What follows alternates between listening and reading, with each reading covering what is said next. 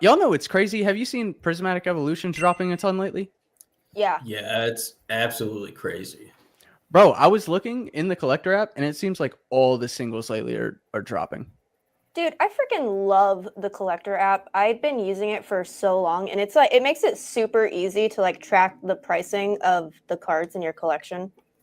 It is really sick, and I don't know if y'all have seen this, but they added this new like set analytics page. So when I saw Prismatic dropping, I went over to the set analytics, and like if you scroll down, I'm looking at the most wish listed cards right now, and obviously Umbreon's at the top, but you can see the red down arrows on all of them. But if you look at like early Scarlet and Violet era sets right now, it's green arrows up on like everything.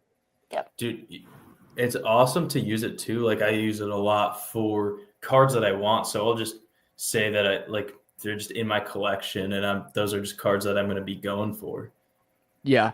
I don't know. I love the app. It's just really cool how you can see the performance on stuff. Like even if I look at my 1 day performance, $23 up, but you go to 6 months, you can see the spike of the whole boom. So dude, I know. I love getting to like dude, it's so clean. Yeah. I love getting to see that like, spike up, making that money. Spike is so nice. Yeah. Get collector. We love the app. Yeah. Welcome back to another episode of the Trainer Gallery podcast, ladies and gentlemen. We've been killing it with the guests lately, and we got another big guest this week. Brian, also known as PokeNE. How you doing, man? What's up, guys? Yeah, I'm super excited to be here. Thanks for having me. It's I was saying earlier, it's been a very good day. When the technology works on these videos, can't complain. So it's been good. Chaotic market right now, but how can I complain? It's keeping me entertained. So for anybody that somehow may not know you that's watching, what would you say like your Pokemon content is on YouTube? Yeah, I started YouTube doing like Pokemon business content and kind of how to start a business and all that good stuff. Made a really good playlist, helped a lot of people probably, but times have changed quite a bit. And now I feel like it's not really a great time to be like, hey, look at all this money. And then, because, it's kind of cringy right now. So I've kind of adapted to more of just reading Poke Beach articles, starting shit with people. Am I allowed to say that? Starting crap with people. Yeah. And I don't know, just having fun. Me and my wife made a video the other day just talking about the black and white hits, just having a little bit of fun with it now. I'll get back into the business stuff later, but that's kind of how I started. Yeah. Have you been doing Pokemon content ever since you started your channel? This channel, yes. It started off just like TikTok videos that I'd kind of, repurpose, throw on YouTube and see what happens. That does not work, by the way. I've learned that the hard way. You got to kind of make native horizontal videos. At least take the TikTok logo out of there. But no, before this Pokemon channel, though, I had other YouTube channels, just all sorts of different things. I like to create things. Has this one been your most successful channel? Definitely. Yeah. I'll tell you what, though. Crushing right now. The algorithm is being very generous to me. I'll tell you what, the ASMR channel I had, that shit kicked. I made money doing that. You just whisper to the mic, you cut up some freaking flower foam, and dude, there's money in that, man. I've probably fallen asleep to your videos before. I used to be in tune with that ASMR stuff. There's a good chance. I was pretty big. I privated everything, but yeah. One day it might come back. Ironically, I made Pokemon card opening ASMR videos. So technically my first Pokemon content on YouTube was like 8 years ago, long before the business. Oh, wow. Yeah, it was good stuff. stuff. I definitely want to fall asleep to some of that. No one else was doing it. It totally made sense to me. It was a lot cheaper back then. This was when no one cared about Pokemon cards, So your Pokemon channel right now has, it's increased a lot, like let's say over the past year, right? Mm-hmm. And how has that affected? Well, first of all, you can go ahead and tell them your shop as well for anyone that may not know. And then on top of that, your website, how has your store seen growth from the YouTube growth? Yeah, PokeNE.com. The NE stands for Nebraska. A lot of people don't know that because I don't tell people that. But I don't know. The YouTube channel, I'd like to think, is having a big effect on sales. I don't have a lot of proof of that, though. Recently, Wix and I think Shopify, they allow you to sync your store to your YouTube channel. So a lot of you guys probably noticed there's like items below the video block, and you can buy directly from it. I have stats on that, and it's a very unimpressive number as far as how many things sell. I think YouTube is more of an entertainment platform. People don't go here with like a buying mentality. So I'd like to think it's affecting sales, but I mean, we just got really big on here. I mean, 60,000. So that's big. I mean, that's big. That's bigger than I ever thought it would be. Yeah. Thank you, algorithm.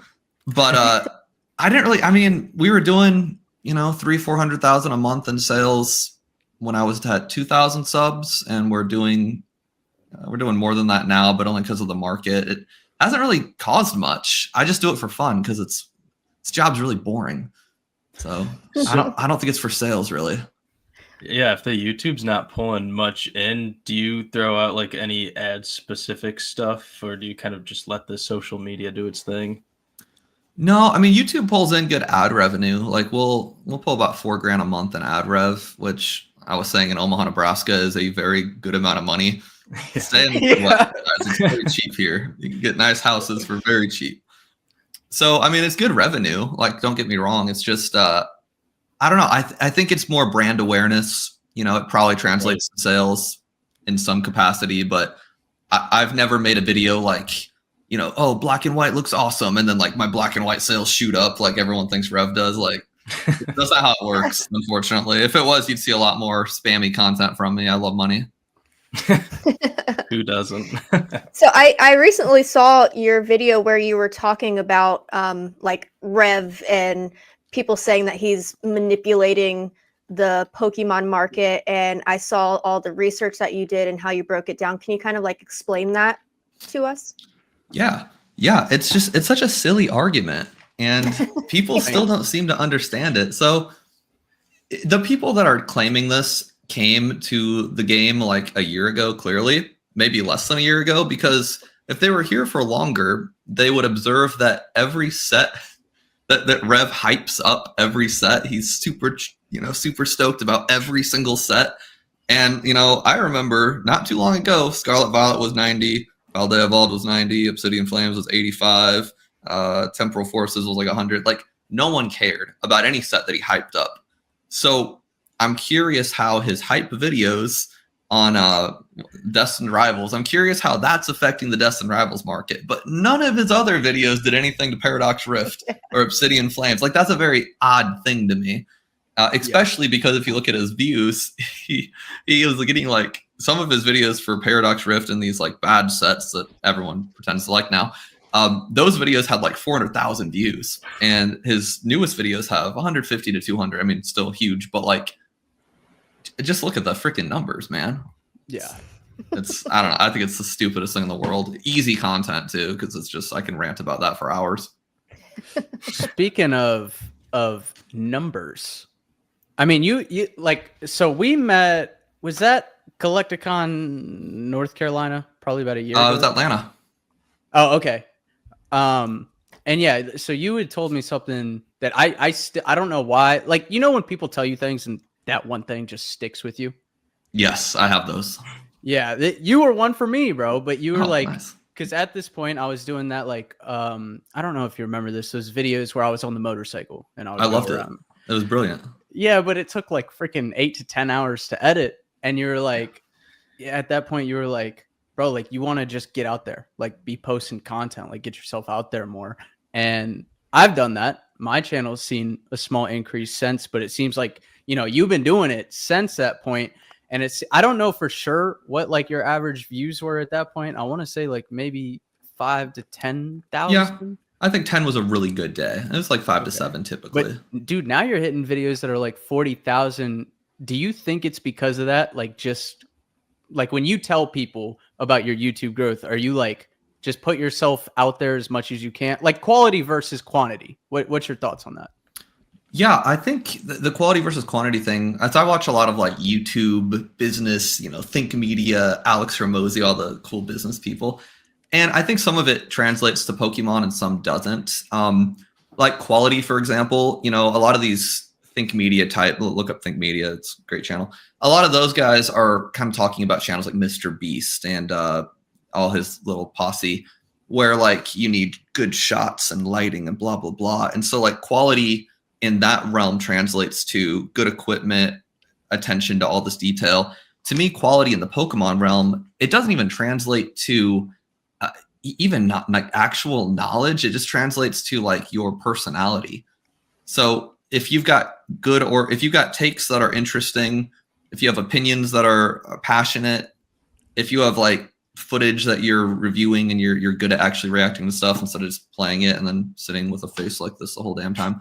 Like, to me, that's what quality means in the Pokemon world. Like, you don't need anything special. And I was talking earlier, these crazy edits that people do, like the motorcycle video, like that's super fun. And I made a lot of vlogs too, where I'd like edit my whole day in the life of a poke. No one gives a shit.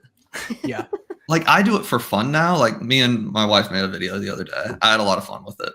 It's like my worst performing video. And it's not because of her. She's great. The comments were very generous. So I was like, oh, Andrea, the internet's brutal, but they love her. Yeah. But it's, you know, I edited the hell out of it, and it took probably 5 times longer to edit that 8-minute video than it does to talk for 40 minutes. Yeah. And so, like, yeah, I think quality just has nothing to do with edits, nothing to do with shots or lighting, whatever. Quality is just, are you a cool person or cool enough? And then I think quantity is vital. I think you need to be, I'm one of the busiest people I know. Like, I don't know anyone working as many hours as I am. And I still, every freaking day, hit my subscribe button and look at who posted today. And if no one posts, even a stupid reaction video with a freaking TCG player chart, if I'm like, oh, damn it, like, what am I going to watch now? I expect content daily. That's not how it used to be. Like, in my ASMR YouTube days, you posted a video twice a week, 3 times a week. You got on a schedule. That's what everyone was talking about. They're always like, oh, get on a schedule. That's bullshit. Don't get on a schedule. Post every single day. Because people aren't like, oh, it's Tuesday, Shiny Vert's gonna up. No. They just they hit their YouTube when they're sitting on the shitter, and they're like, I wonder what I can watch. Oh, there's Shiny Vert. Great. Like, you're not on their calendar. Yeah. They watch Netflix when they have time to sit down. They watch you when they have time to sit down. So I think literally try to post every single day and just be real about it. That's why I'm like, I don't encourage editing, because it slows you down. Yeah. Yeah. No, I love the advice. I mean, it's definitely, I just recently started trying to post as much as I possibly can, and it's definitely doing something right for me. Yeah, you're always on my feed, and I don't watch YouTube. I listen to all of it, and I love it. It's like, people need that. And I'm the same way. People are really lonely. Like, they really need like their favorite person, right? And it makes their whole day. Dude, that's my like, I live alone, and I'm just working here alone in the quiet all day. So it's like, Opossum Bud posted, all right, throw it on, just listen to it. All right, PokeNE's got, like, earlier when I'm packing orders, he's doing a live stream. All right, throw it on, I'm just going to listen to it. And that's like what I do all day. And I think a lot of people, especially in our generation and stuff now, people don't go out anymore. I mean, I've been talking to them about it behind the scenes. Like, although it does suck and it's lonely, it's the reality of things right now. And like, people need this content all the time. They really do. It sounds silly, but like, we are in a legitimate loneliness epidemic. Yeah. And it's silly as hell, but making Pokemon videos, it helps. Yeah. Yeah. Sometimes, like, when that happens to me, I don't even know what to do with myself. Like, if I'm doing yard work or something and I go through all the videos that I wanted to watch, I'm like, damn, what am I supposed to do now? We need to be constantly stimulated. And I can't even listen to, like, I mean, I'm a huge music guy. Like, every genre, I love it. And like, now I find myself when I'm doing anything, I'm like, I need YouTube. I need someone talking to me. Yes, bro. I'm the same way. It's insane. And like, if one of my business guys on YouTube doesn't post that day, I'm like, oh shit, maybe he's got a Spotify exclusive podcast. I'll check, and I'm like, oh, okay, well, Joe Rogan will do for now. That guy's interesting. I need to constantly talk to. And so, to me, like, all of us, like, we should be trying to post daily. Yeah. Even if it's not that valuable. Yeah. I don't know. Because it's valuable to me. If, like, you basically said that both are important. There is some importance to quality and obviously an importance to quantity. If you could only pick one, what would you say is the more important of the two right now? Quantity. Dude, same, bro. And I think that's a huge, it feels like a huge change from 5 years ago. I agree. Yeah, that would have been a hot take 5 years ago. The reason why I'm saying quantity is basically because of what we've already talked about. It's hacking the parasocial relationship of YouTube. They don't really care what you say as much as are you there for them when they click on their app. Because if you look at most PokeTubers, me included, like half the time we're just bullshitting. Yeah. Somebody listening to this right now is probably wiping their ass at this very time. If you are, please drop a comment. You're dropping one. Drop a comment. Yeah. Beautiful thing. I mean, yeah, though. Like, I mean, El Possum Bud's always a good example for me. There's other folks that have the same appeal, but he's a good one because he's really pioneered the art of let's just talk about something. And it doesn't even need to be like, I don't want to say not valuable because that sounds dickish because I like this content, but it's not revolutionary. Like nothing he's doing, like a lot of his videos are just like, oh yeah, I agree. Or, oh, I don't agree, but that was entertaining. Like he can just look at one video, one article, one tweet, talk about it for 12 minutes, call it a day. I think he's really pioneered that better than a lot of other people. And I've kind of looked at that and been like, oh, I could probably do some of those. Yeah. And people love it. They get better like to dislike ratios than if I'm talking about a serious matter. If I'm trying to teach you something valuable, it's like just a little 12-minute, hey guys, I'm still alive. Videos are great. When did you notice, was it slow growth over time for your channel, or was there like one business video that just went crazy and then the algorithm kind of caught you after that? A little bit of both. Really early, it was actually really sad for my ego because once I started, so I was uploading TikTok videos repurposed for YouTube. I was just like throwing them up there, and it sucked because that's not how it works. And then I was like, I went to Collect-A-Con. I talked to this girl, Officially Whelmed, and I don't know. She has like a lot of comedy content on TikTok, plushies, cute, fun content. Yeah, and she gave me some tips. Yes, actually, I think so. Oh, somebody look her up. She's awesome. Sorry, go ahead. We'll talk off camera. She's a friend actually. Maybe you guys hit it off. I don't know.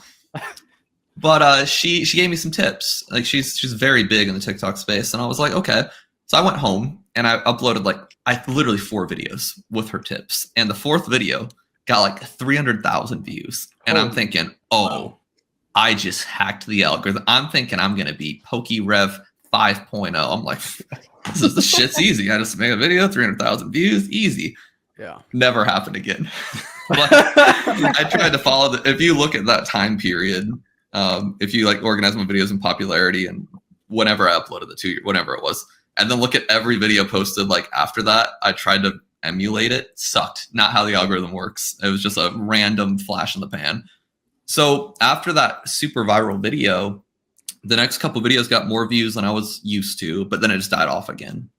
And so I had to reevaluate, and I was like, you know what? That was a fluke. I need to just forget I ever made that. And then I just started making consistent things. A couple of them got big. Most of them no. And I don't think there's ever been a video that truly like rocketed us to success. It was just like slow and steady. Maybe gain a couple hundred subscribers in a viral video, but half the time they don't come back anyway. So consistency is, I learned, the most important thing. What about, you say you work a lot. This one's a little off topic, but you're into fitness, right? You work out? I have to be. Yeah, I go like 5 times a week. Nice. Fucking nice. I've seen the biceps. The curls are looking nice. Curls for the girls, man. Always skip leg day. I'm working on that. I'm trying to get the legs proportional to the biceps because I effed up my knee doing parkour in high school like an idiot, and so I haven't been able to squat for like literally 10 years. Oh, no. So I'm working on getting myself fixed. So you work out 5 days a week. You like eat healthy and everything too? Yeah, we got on HelloFresh. Like nice. Meal, dude, how do you they like mail it? you the food. Oh, dude, it's the shit. It's great. It's I considered it for a while. You have to cook it. So like my wife likes to cook things, which is awesome for me. Otherwise, I just buy all my food. But Factor too. I got on a Factor. It's like HelloFresh, but it's all heavy protein, like gym bro food. It tastes kind of ass, honestly. Everything's brown and gray. It's all the same color, but it's got like 60 grams of protein per meal sometimes. So Jesus, can't go wrong with that. Yeah, I mean, you just gotta stuff it down your throat and. Okay, so get back to packing orders on. Yeah, basically, yeah. Long way of getting to it here, but you say you work, you're locked into the gym, you're eating right. Success has come with that. Like, do you have a vice? I have a vice.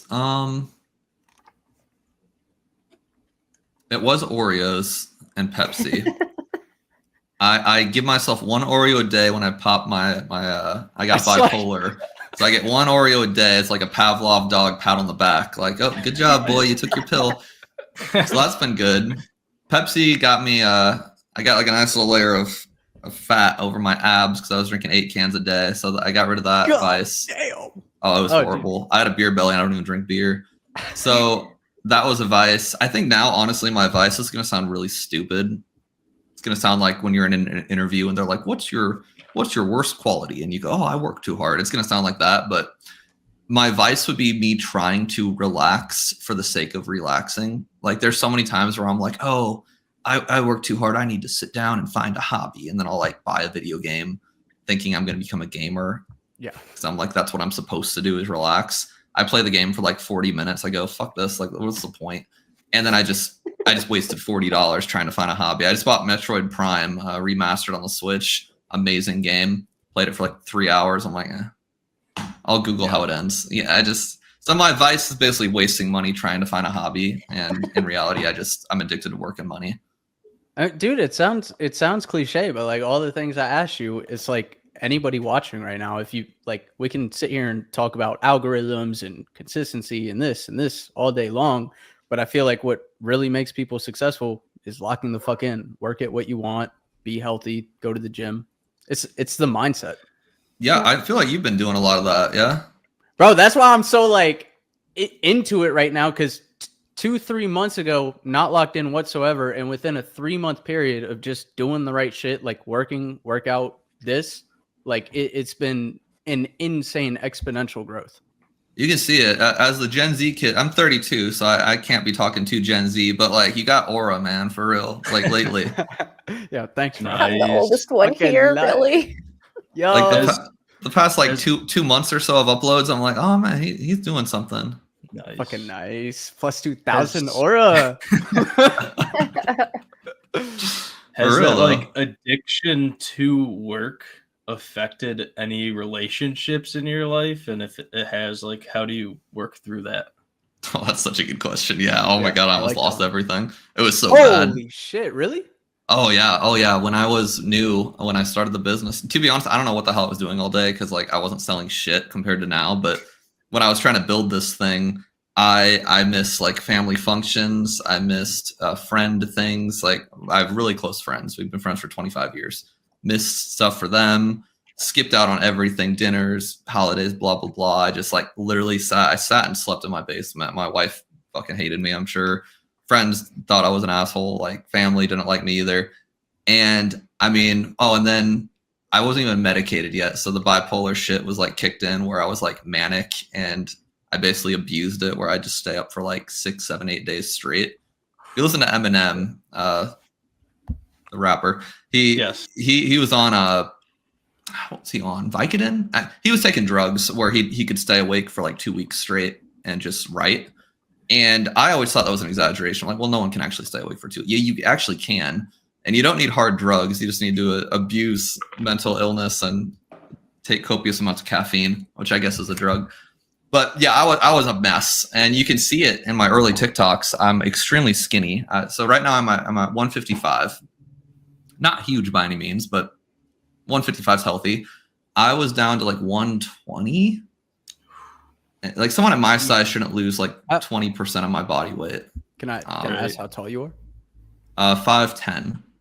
Holy fuck, dude! Look at my early TikToks. Like you can see it. My face is super skinny. I got these weird Jeffrey Dahmer glasses for no reason. I had no muscle at all. Like my biceps were as thin as my wrists. That's crazy. All I did was work. I didn't eat. Yeah. I never went upstairs, and it paid off. It built this whole thing, which is great. But and then I was streaming on Twitch, and I would stream because I still had a job in real estate. So I would stream on Twitch from like 9 p.m. to like 3 a.m. crash, wake up at 7, do my real estate job, come home, do my PokeNE.com job, do Twitch rip and ship packing, and then stream again. So I was working like 18 hours a day plus. And so like, yeah, that was bad. I fixed that. That was my advice. Like now I'm good, but like, dude, yeah, that was a good question because it ruined almost every part of my life. Did you Did you and your wife have any, pretty big blowouts during this time of like? Oh yeah, she hated me. Yeah, rightfully so. I mean, she was very upset, and she actually she never like moved out or anything. But I think if I would have kept that up, I think she probably would have like been like, hey, I'm gonna go stay with our friend and you can figure your shit out. No, it could have been very bad. I kind of caught it right at the last second, as I always do. Yeah. And that worked out well, but I would not recommend my startup procedure to anybody. It's not worth the money, I promise. I was just telling I'm getting to that point right now where because John's on deployment right now, so I have all the time in the world to just dive into this. It's getting bad. It's getting really bad. I gotta like pull back before John gets back. Yeah, or go as hard as you can before he gets back, and then figure it out from then, because that could work. But yeah, it's you don't want to f with the relationships, man. Nope. I was just telling them this was like a week ago. My first relationship was when the mystery packs were really blowing up on like TikTok, YouTube, everything, like hundreds of thousands of views every other day, every video I was posting. Jesus. And yeah, it was the same thing, bro, of like, you just locked in. And ultimately, I think that really, really affected that relationship. And it's like, I look back and I don't know if it's a regret or not, because there's one side of me that's like, I would not be here today if I didn't work my ass off like that. But at the same time, it is a regret because like, bro, that girl would be like, can we just watch a movie tonight? Like, an hour and a half of my time. And I'm like, I can't tonight. So yeah, it's really like there are in business. I feel like there are, I'm not saying to do shit like that either, but there are hard decisions that you have to make. Yeah, there's sacrifices that come with it. The important thing is just kind of knowing when, like I'm someone that definitely pushes the envelope to the point where it's almost an absolute disaster, which I've done financially too, by the way, several times. And then I somehow just get out of it at the last second. Teach me how to get out at the last second part, because I'm missing that.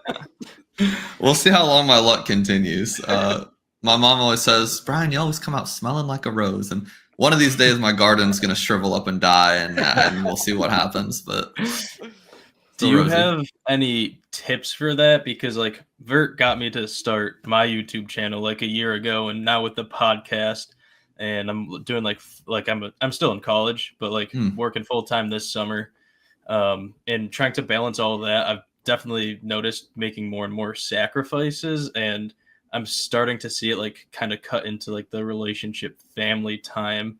Do you have any like tips for kind of trying to keep that balance?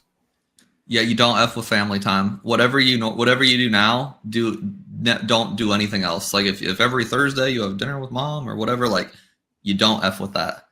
I promise you, like you do not f with that, because like we're all at an age now where like our parents can all have heart attacks, and then it's over or whatever. And it's like, you do not f with that. Now, if it's like someone you're dating, if you're in college, it's like, you know what? I'd work. I'm just being honest. Fuck that movie. Yeah, fuck that movie. I would work. If you're married, it's different. Like, because you made an agreement with somebody. There. Yeah. You're in a serious relationship? Yeah, almost 6 years. Planning to ask the question soon, so I hope she's not watching this. Okay, well, 6 years is basically marriage. So yeah, don't f with that either. I figured you were as college girls coming and go, whatever. Like, yeah. No, that I would be fine with, whatever. But yeah, I wouldn't mess with that. When I tried to fix myself, and for the sake of my marriage insanity, we had Wednesdays was like date night. That's what we did. So work ceased. There was no work, no emails, no orders, nothing. And we went out, walked the dogs, watched movies, blah blah blah blah blah. Played some Pokemon Go actually at that time. So I was still connected to the industry.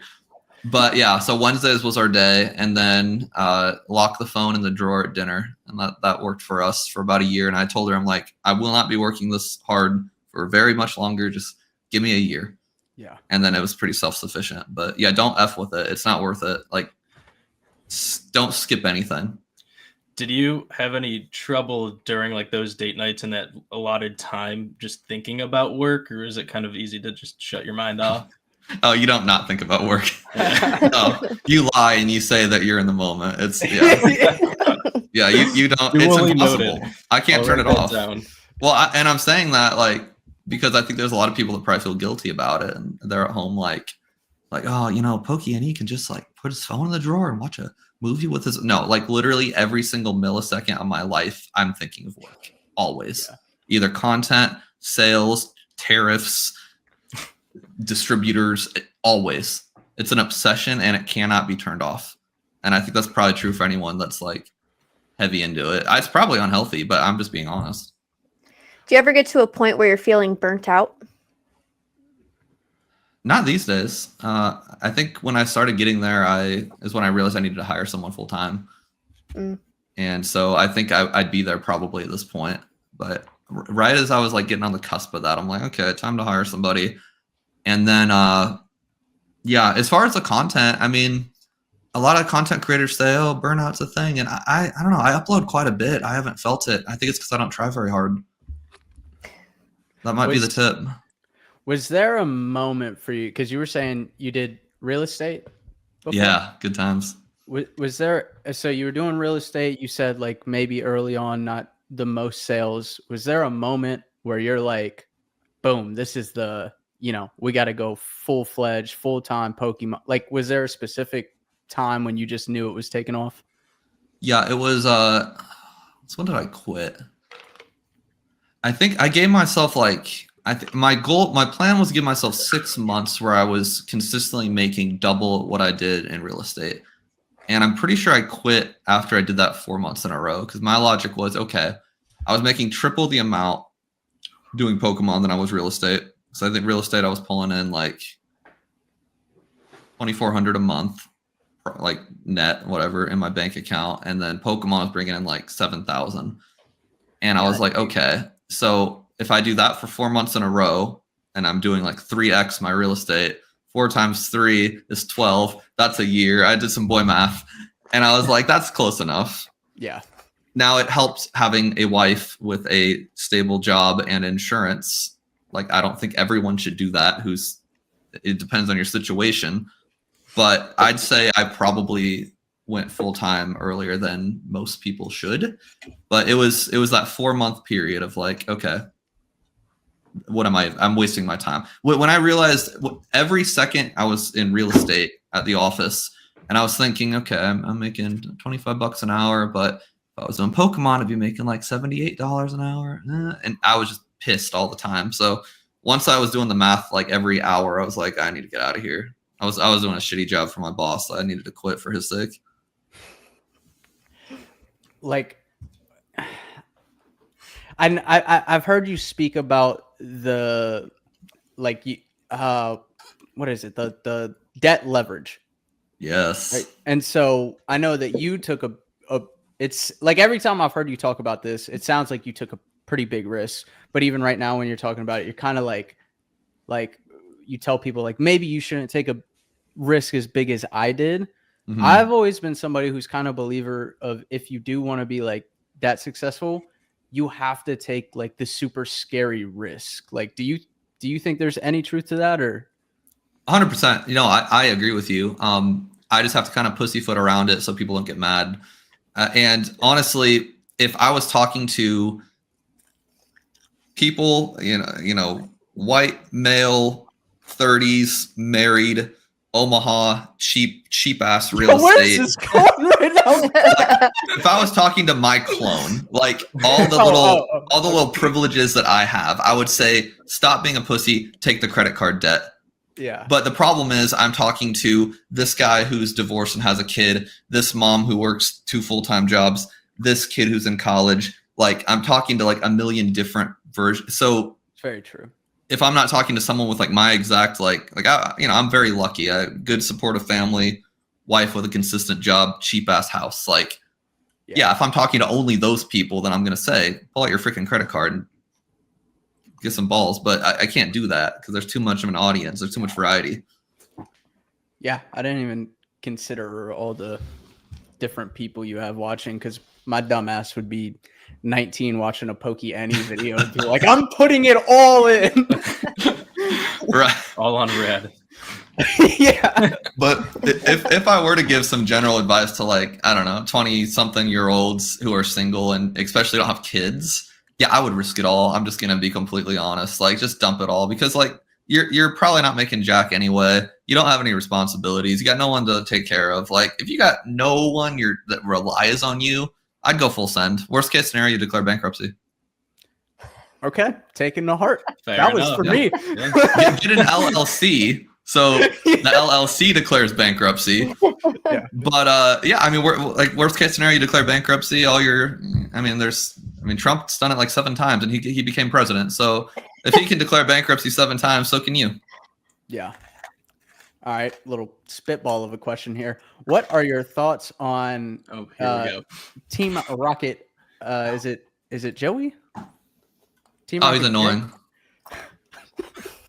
I'm very honest with all my opinions, so you can ask whatever the hell you want. Yeah, he's just annoying. He's one of those people that he's got like a nuisance.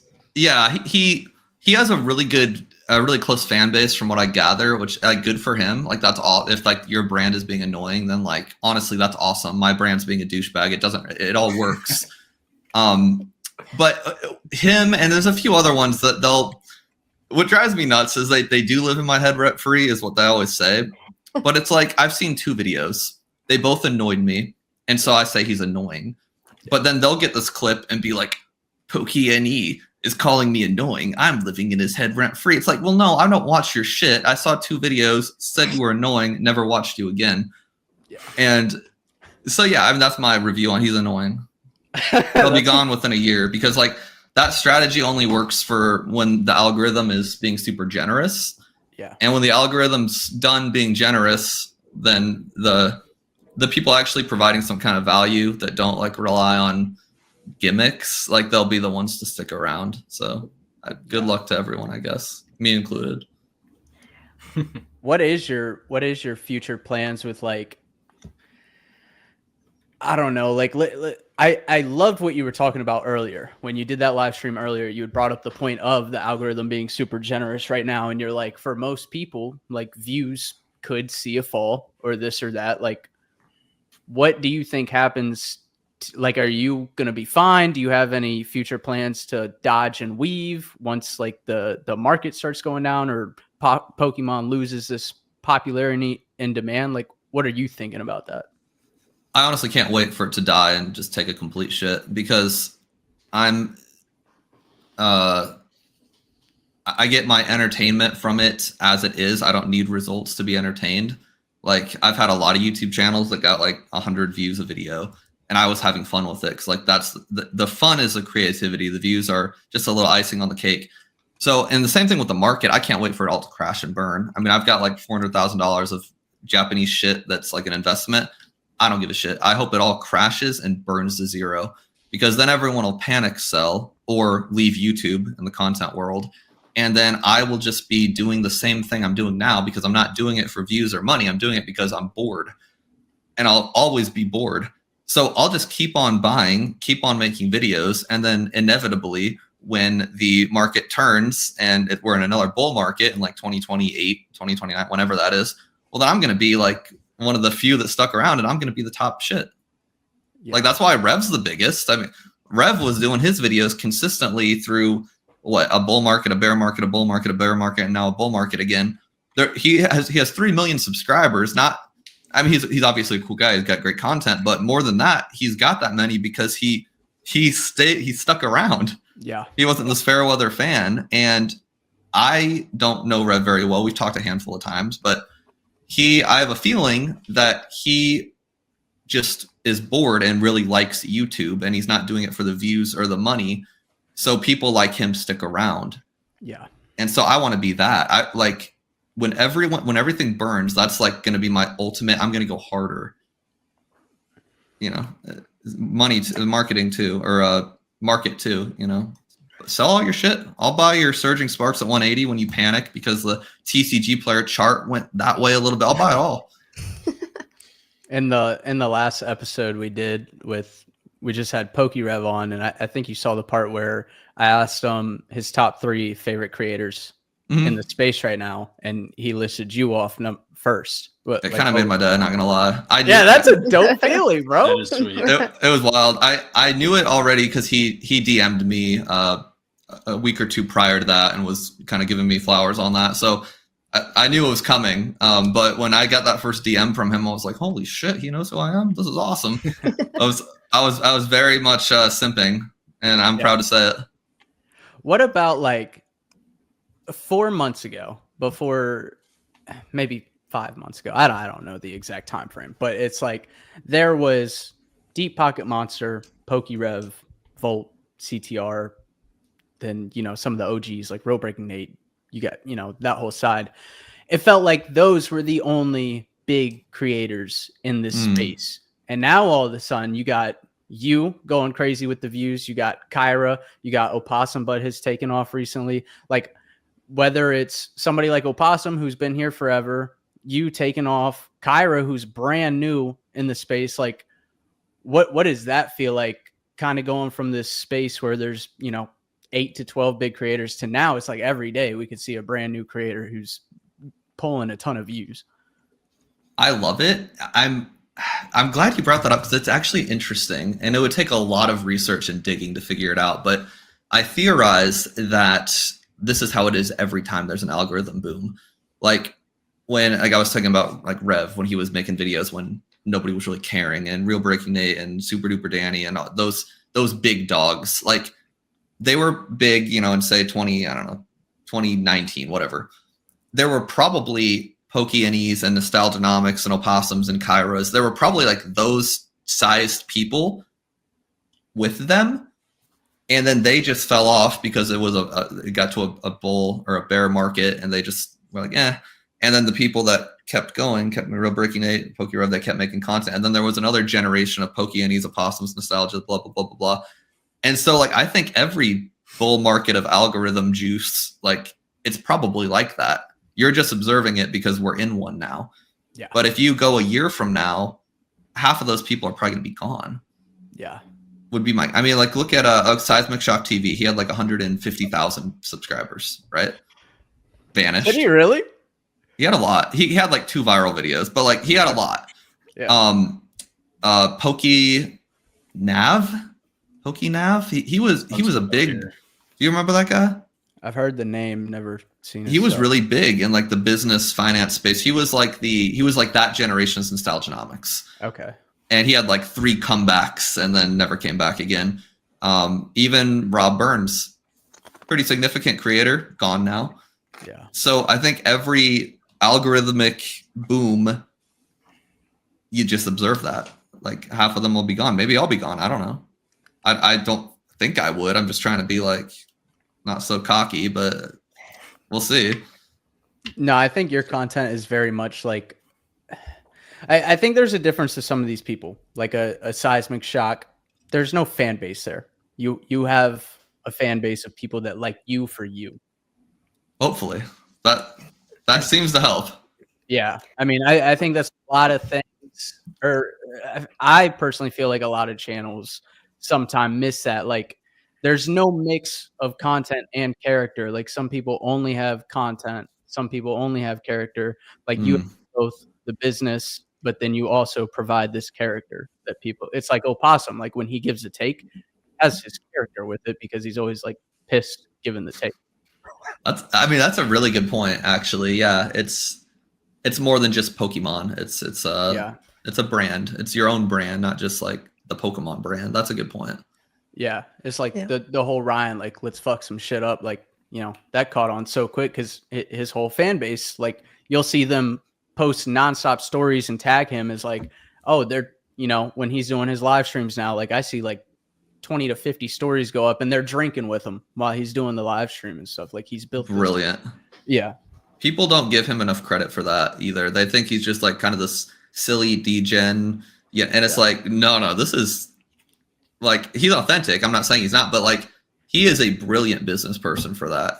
Yeah, I think Ryan has one of the, if not the craziest, like, fan bases in the community, and it's crazy 100%. cool to see.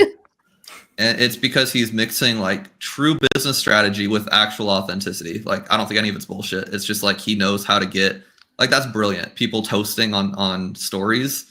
Yeah, absolutely. Deep Pocket Monster, he does like he's got like his little characters, and he's got like his timer with the little bubbly eyes, whatever.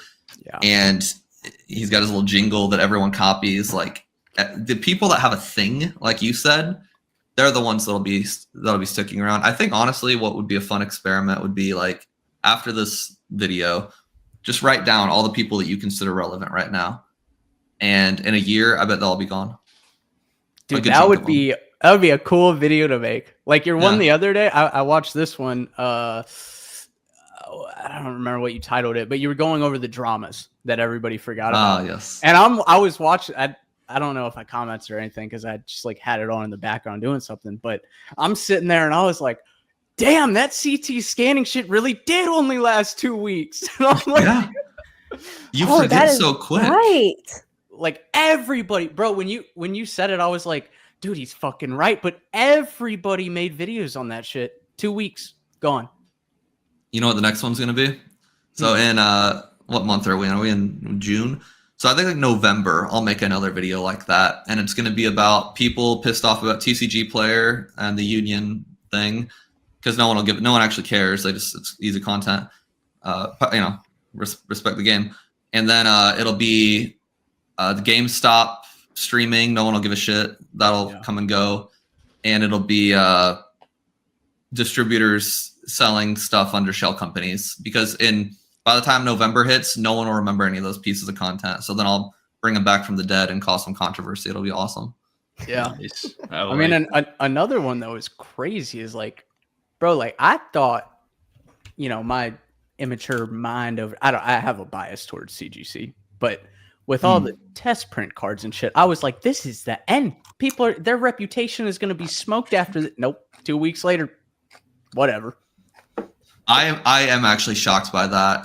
That's crazy, bro. That is wild. Yeah. Multi millions of dollars. It's shocking to me that people still grade with them. I'm not like a grade, like I'm not team tag, team P. I don't give a shit. I don't even grade cards. Yeah. But just an unbiased person that doesn't care. If I saw that on a grading company's resume, I mean, if Tag did that, it would be the end of the world. Yeah. You know what I mean? Like, there'd be, because they're newer, I guess. I don't know, but it's so bizarre. Maybe it wouldn't. Shit, maybe Tag could do that and nothing would change. I don't know. It's so bizarre to me. I'm happy for the people that have CGC slabs, because I was like, I don't want all these slabs to get worthless all of a sudden. Yeah. So I'm happy for the people that have them, because they don't deserve to be the victims of CGC's stupid mistake. But I don't know. What do you do for fun? Just like, if you're not, I know you work a lot, I know you do the gym and stuff. Outside of those two, like, what just genuinely makes you happy? I guess YouTube's work. I love YouTube. YouTube's probably my favorite thing in the world. But we walk our dogs. We got Evie, Rose, and Mia, so we walk them all the time. Mondays, we call it Smashler night, where the girls get together and watch The Bachelor. The boys play Smash. Nice. So every Monday, 2 hours a day, every single Monday for the past 2 years, Smashler with the boys. So Isabel and yeah, it's great. I'm very lucky. These are my friends I met playing Diamond and Pearl at lunch in middle school at St. Stephen's. And so now we're 32. One's a doctor. One works at Methodist Hospital in tech. And then me, I'm the weird Pokemon guy, but friends ever since. So I see them Mondays for Smashler. Fridays or Saturdays, we hang out, just chill. Garage sale with my dad every Saturday. I have a very regimented schedule. Like, every Saturday since I was technically 2 years old, we'd go to antique stores and garage sales. Oh, that's awesome. And I used to sell stuff on eBay. That was actually a full-time job for a bit.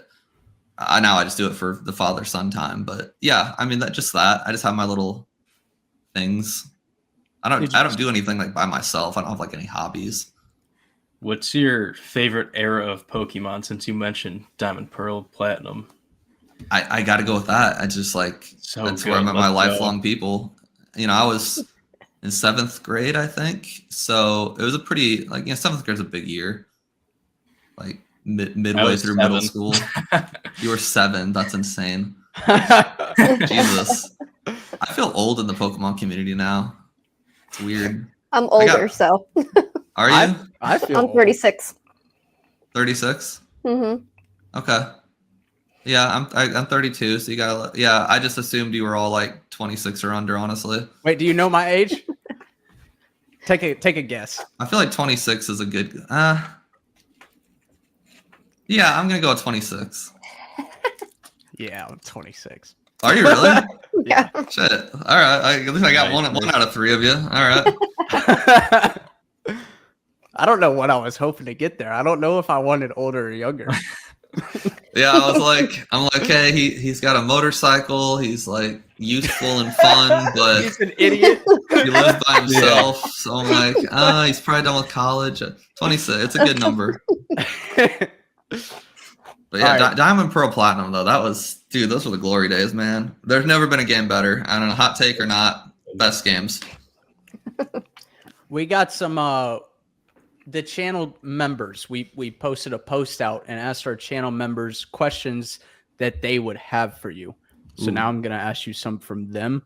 We got BT Millsap said he likes hearing people's responses to the questions. That's like, was there a turning point where you felt like completely giving up for whatever reasons, but decided to push through anyways? And how did that mindset decision change how you do things moving forward?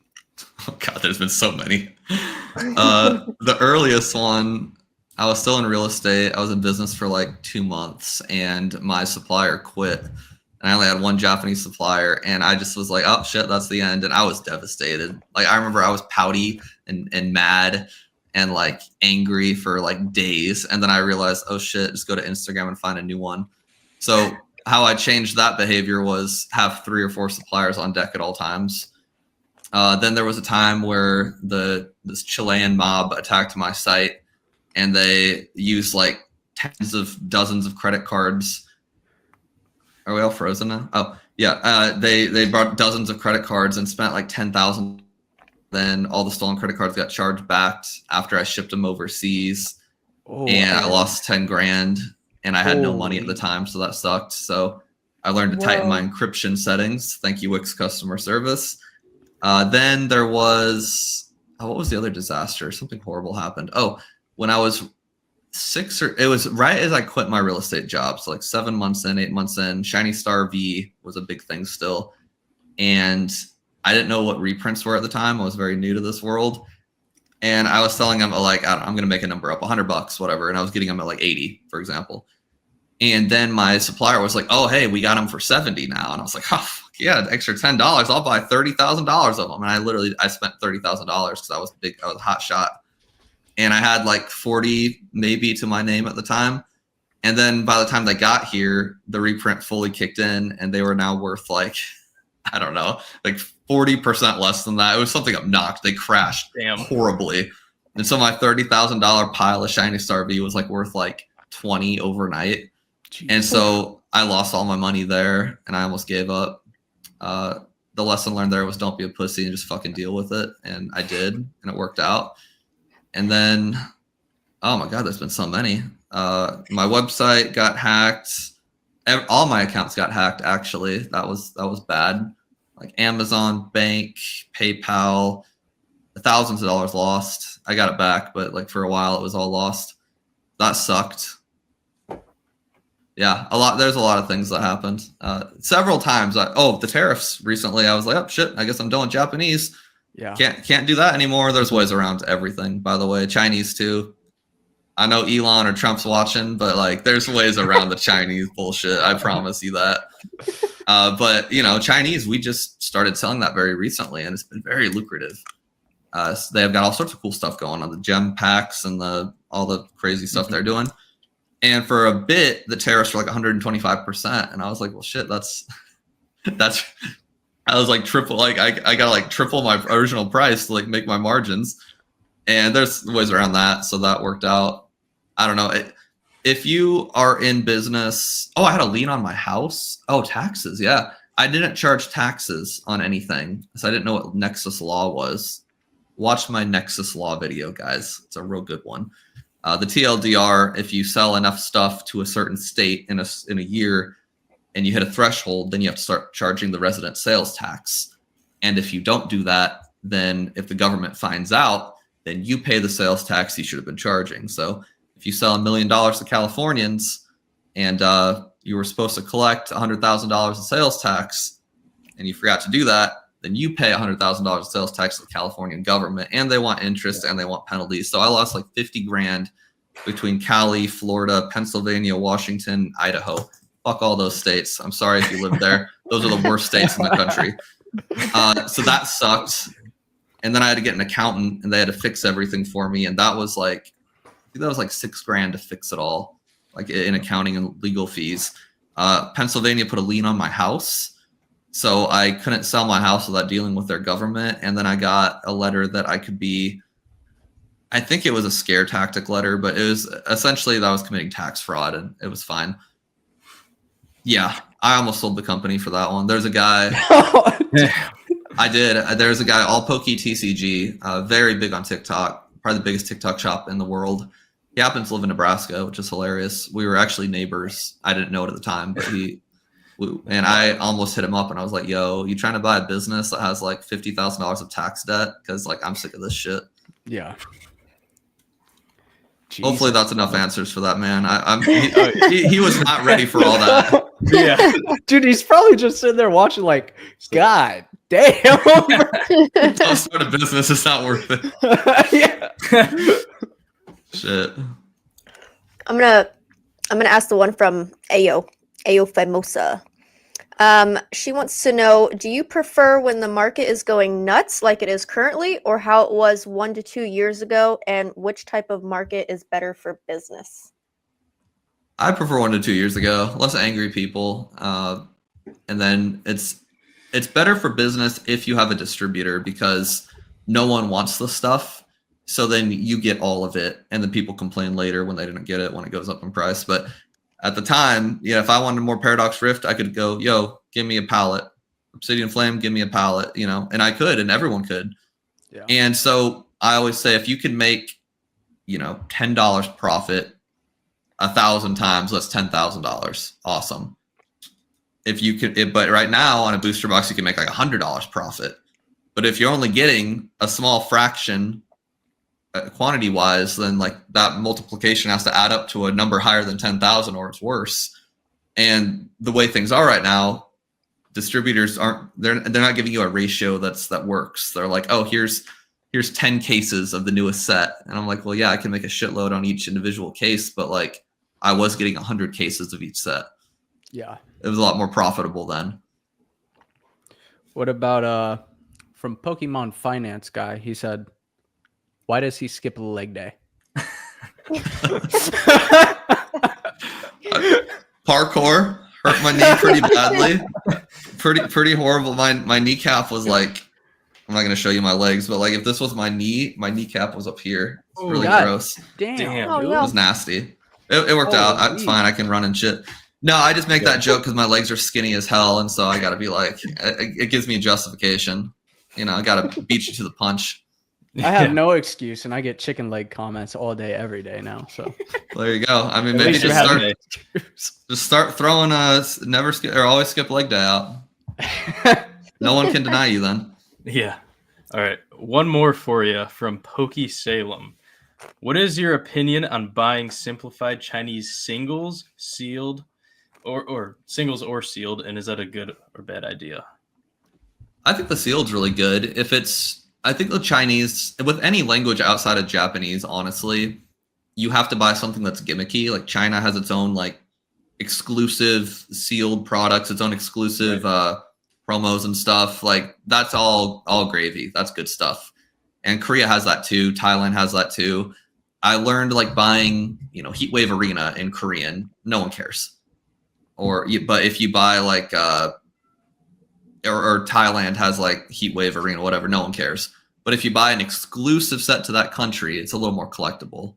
Thailand has I forgot what set it is. It's a set with a Charizard on the pack art, and it's an Arita Charizard, and it's the only way to get that particular piece of art is this Thai pack from a year or two ago.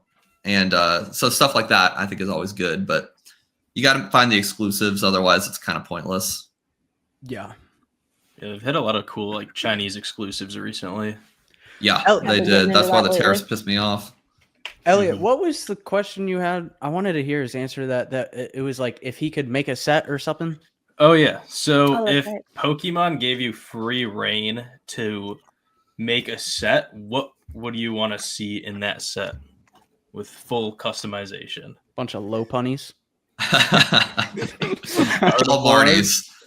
Yeah, so the joke answer would be just all female trainer cards, all the different ones, but they're all named Marnie. There's only a few people that'll understand that joke at this point. It's been several years, but that would I want Misty with Marnie. I want all of them to say Marnie on top. Serious answer, still quirky. I want a Pokemon Clone Wars set where it's all the cloned Pokemon from like the first movie where Mewtwo like clones them all and shit.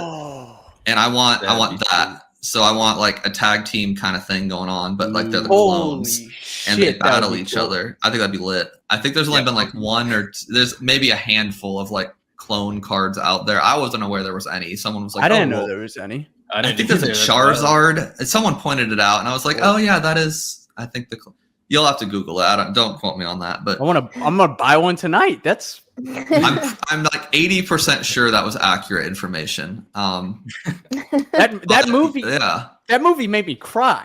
Okay, was it back there? Oh shit, yeah. How cool would that be? Dude, and the trainer card is just Mewtwo, and he's like trainer Mewtwo, and then he has like the clones behind. I think that'd be lit. I don't know. That's probably like no slurp, no glaze. That's probably the coolest answer I've ever heard of like a set that could be. Yeah, I appreciate it. Thank you. I've thought about this for a long time, actually. Gotta call up Pokemon. So get your ass on that. I'll tweet at them. I'm a big deal now. 60,000 subs. They gotta listen to me now. Are you going to Card Party Tampa? I'm not gonna do any traveling this year. I got sick of airports. Fair. It's fair enough. They pissed me off last year. How is the Ben & Jerry's ice cream thing going? Is that Ben & Jerry's? Cold Stone. Cold Stone? Oh, not well. Not well, my friend. I don't know. I get DMs all the time. Like RNG Games. Do you guys know him? Great YouTube channel. I believe so. Yeah, he does. He does a lot of Magic, but he does Pokemon too. Maybe. Anyway, he's a store owner in New Jersey, and he DM'd me a picture of him eating it, and I was like, God damn it! I legitimately almost got rid of my airport hate and bought a ticket to Jersey because there's only a few locations that still have my Jello banana pudding ice cream from Cold Stone. A few locations have it still. Everyone else changed to Nutter Butter, and I'm pissed. So I'm making this whole campaign. I got a lot of daily videos I'm locking them in. I'm just going to schedule them out. But yeah, I'm campaigning for it. I've got thousands of people behind me on this, tagging Cold Stone every day. Yeah, and Cold Stone's going to ask me to stop. It's awesome. That's a super cool idea. That's hilarious.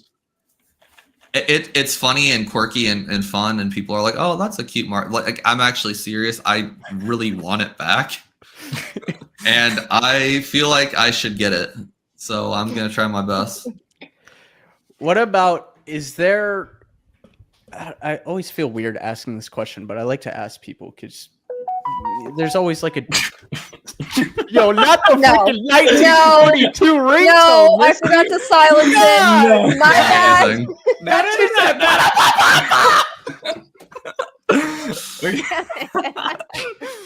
Back in my day. Oh my god.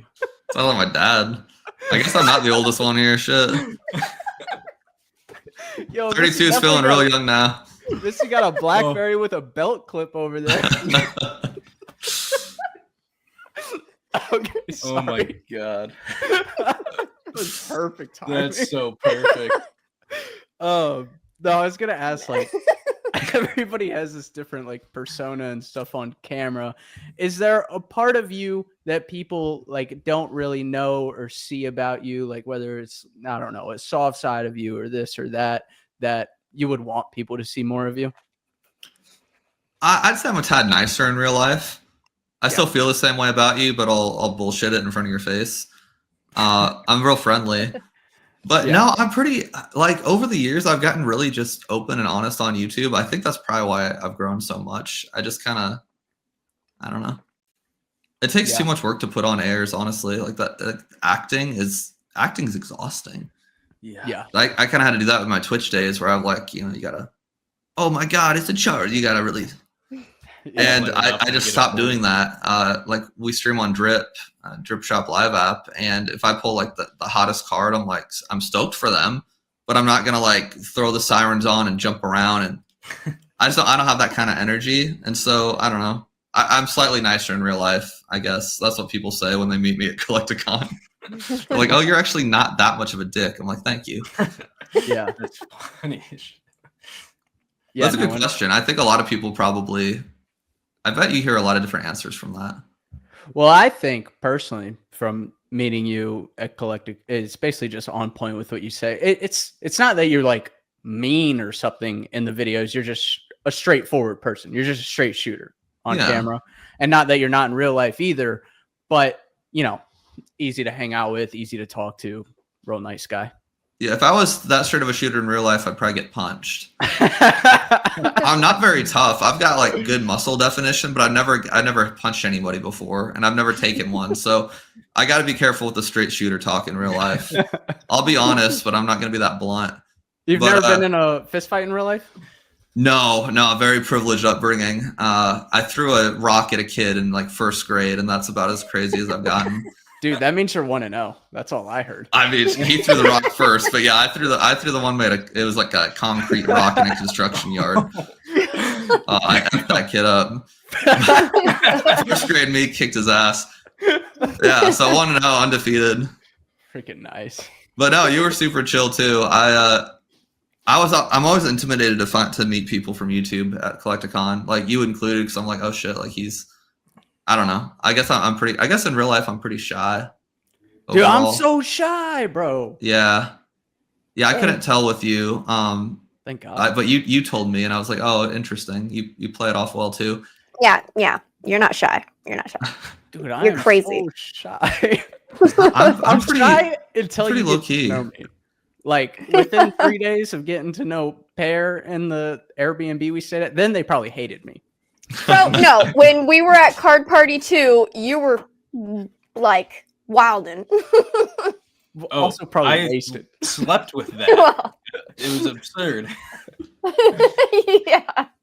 Maybe being wasted helps the shyness. I don't know.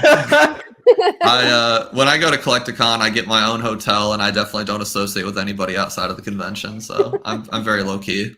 Yeah. All right. Well, Mr. Brian PokeNE, where can they shop from you again? PokeNE.com. Buy my stuff. Get me to that 10 million revenue I'm looking for. Nice. One day. Also, before you go, did you have Misty? I'm not trying to steal your question, but I want to just ask him this. Do you have any questions for us? Yeah, I got glaze for y'all. I love this thing y'all built. It's really good. I was watching Revs the other day, and I was like, you jump between Pokemon and personal life in a way that's not sporadic or random. It's very seamless. I would be a horrible podcast host. I don't know how to do that. I've never had anyone on my channel ever because I don't know how to do what you're doing. And you guys probably don't even notice because it's probably natural, but I think people notice it. It's very impressive. Like you can just go between like business, Pokemon, lifting, and it all flows really well. Thank you, bro. So like, I guess my question would be like, what do y'all do? What did y'all do before this, or did you just decide, oh, I'm going to start a podcast and it worked out? Because most people that do that, it's shit. So, do you have experience? I mean, is this the first time you guys did this, or what? Yeah, I mean, we talked about it for a while. I think it's because we're just really good friends, so it's easy to make it flow. I think we also each like bring some. So before every podcast, we try to look into the person, their content, get to know them. Like obviously, like it's easy with somebody like you when I've already met you, or like Rev, who I know, or Ryan, who I know. But like even still, like our next guest, we all don't know as much, so we're definitely going to look into this person more. But regardless, we try to come up with questions related to them and stuff. But dude, it's weird. Like once we get on the podcast, like I don't know, it just feels like a free flowing conversation at that point. Like we'll try to plug some questions in there, but then it's like when you answer one thing, then it's like I have this different question. So I'm probably the sporadic one. Elliot is probably more of like the business focused one. Misty comes with the like more girl intrigue side too. I don't know. You guys are real good at it. I was curious on the what do y'all do outside of Pokemon? I just jork it. Nice. Ridiculous. Sorry. All I do is Pokemon. All I do is YouTube. Legit? Mm-hmm. That's awesome. Okay. I'm a student right now. Where at? Rochester Institute of Technology. Oh, so you're smart. I try. Good for you. God damn, I was not. Very questionable. What are you majoring in? I'm doubling with economics and marketing. Oh, Jesus. Smart and probably rich, too. I tried. What? Did I major in marketing? Yeah, no. This is going to sound dumb as hell, but I have a bachelor's degree, but I don't remember if it was marketing or management. So I remember my counselor was like, okay, you're this close in one and this close in the other. And I said, what am I closer in? I think she said management, actually. And so I took one intro to something class, and then I got my management degree, and I called it a day. But yeah, you sound like you're actually using college for like something practical and useful. So that's good. Yeah, definitely trying to apply it to all of this Pokemon stuff. Do you feel like you're learning anything worth a shit? Here and there, but mostly it's a lot of bullshit. Okay. Yeah, that's kind of how I felt. There's some stuff that I still like use to this day and actually am able to apply. And like when I find stuff like that, I try to just really kind of like capitalize it on it. Because like last semester I had a professor in marketing analytics, and he was like the best professor I've ever had. So right now I'm working with my mom's company, and I'm doing data analytics, and he's kind of like, he offered to do it too, but he offered to just advise me through just the start of it, because I haven't really done anything with it, and it's helping a lot, and kind of just growing that on my own or learning about I mean, good shit. I'm glad you're getting more value out of it than I did. I went to UNO, University of Nebraska at Omaha, but everyone here calls it the University of No Opportunity. Which is really mean, but I mean, I learned more watching YouTubers than I did in college. So, thank you. I also have bachelor's in business, and I am a firm believer. If you know how to apply yourself, then you can teach yourself everything that college is going to teach you right there on YouTube for free. For free. Yeah. If you're not, as long as you're not like trying to be a teacher, doctor, whatever. Like, if you're general business shit, just YouTube it. Yeah. All right, Mr. Brian PokeNE, thank you so much for coming on, brother. It's a pleasure talking to you, and I feel like we could keep going, so we definitely want to have you on here again for a follow-up. Hey, part 2, let's do it. Give me part 2 when I'm... Yeah, we had Cool Trainer Ryan, PokeRev, PokeNE. Come on, baby. No, seriously. Back to back. That's solid. How long have you been doing this? This is week 18. 18, yeah. 18. Holy shit. I'm gonna go. You're always on my feed. I'm like, oh, cool. And I click it and listen. I didn't realize it was 18 weeks. Jesus. Yeah. But, 18 weeks. 18, wow. That's legal. Get no fucks. Yeah. Get no fucks. Yeah.